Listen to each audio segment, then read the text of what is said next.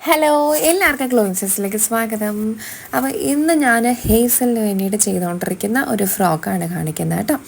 ഇത് നവംബർ 14 ശിശു ദിനത്തിനോടനുബന്ധിച്ച് സ്കൂളിൽ അവൾക്കൊരു ഡ്രസ്സ് ചെയ്യണം. അതിന് വേണ്ടിയിട്ട് ഞാൻ ഒരു വൈറ്റിൽ ഒരു ഫ്ലവർ വരുന്ന രീതിയിൽ ചെയ്യാമെന്നാണ് എൻ്റെ ഒരു പ്ലാന്. വളരെ സിമ്പിളായിരിക്കണം, ഒരുപാട് ഹെവി ഒന്നും വേണ്ട, സിമ്പിളായിട്ട് ചെയ്യണം എന്നായിരുന്നു എൻ്റെ ഒരു ആഗ്രഹം. പക്ഷേ ഗൗൺ സാറ്റിൻ കുറേ നാളായിട്ട് എനിക്ക് മനസ്സിലുള്ളൊരു ഫാബ്രിക്കാണ് ഗൗൺ സാറ്റിൻ. അത് വെച്ചിട്ട് ചെയ്യണമെന്ന് ആഗ്രഹം ഉണ്ടായിരുന്നു. വൈറ്റ് അല്ല എന്നൊരു മിൽക്കി വൈറ്റിലുള്ള ഒരു ഗൗൺ സാറ്റിനാണ് എടുത്തിട്ടുള്ളത്. അതുപോലെ യോക്ക് പാഡിന് വേണ്ടിയിട്ട് ഈ ഒരു ഫാബ്രിക്, ഒരു ഫർ ഫാബ്രിക്കാണ്, സീക്വൻസ് വരുന്ന ഒരു ഫർ ഫാബ്രിക്കാണ് എടുത്തിട്ടുള്ളത് കേട്ടോ. അപ്പോൾ ഒരു കുട്ടികൾക്കൊക്കെ ആകുമ്പോൾ ഒരു സീക്വൻസിൻ്റെ ഒക്കെ ഒരു ഭംഗിയായിരിക്കുമല്ലോ, രസമായിരിക്കുമല്ലോ. അപ്പോൾ ഫുള്ളായിട്ട് ഈ ഒരു ഗൗൺ സാറ്റിനല്ലാതെ ടോപ്പ് പാർട്ടിൽ വെക്കുമ്പോഴത്തേനും ഒരു കുറച്ചും കൂടെ ഭംഗിയാവുമെന്ന് എനിക്ക് തോന്നി.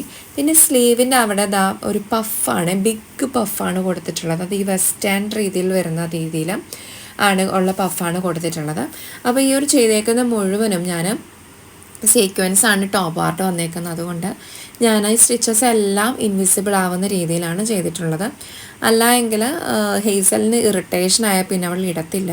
അതുപോലെ തന്നെ കുട്ടികൾക്കൊക്കെ ആണെങ്കിലും അങ്ങനെ തന്നെയല്ലേ, സ്റ്റിച്ചസ് ഉള്ളിൽ വരുന്ന രീതിയിൽ ചെയ്യുവാണെങ്കിൽ, ഇതുപോലത്തെ സീക്വൻസ് ഉള്ളതാണെങ്കിലും ഒത്തിരി സ്റ്റിച്ചസൊക്കെ ആണെങ്കിലും കുട്ടികൾക്ക് ഇറിറ്റേഷൻ ആവാതിരിക്കും. അതുകൊണ്ട് ഉള്ളിലെ വരുന്ന രീതിയിൽ വേണം നമ്മൾ ഫ്രോക്സ് ചെയ്യാനായിട്ട്. ഓക്കെ, അതിനുശേഷം ഒരു വെൽവെറ്റ്, റെഡ് വെൽവെറ്റും കൊണ്ട് ഞാൻ ഫ്ലവർ ചെയ്തിട്ടുണ്ട്.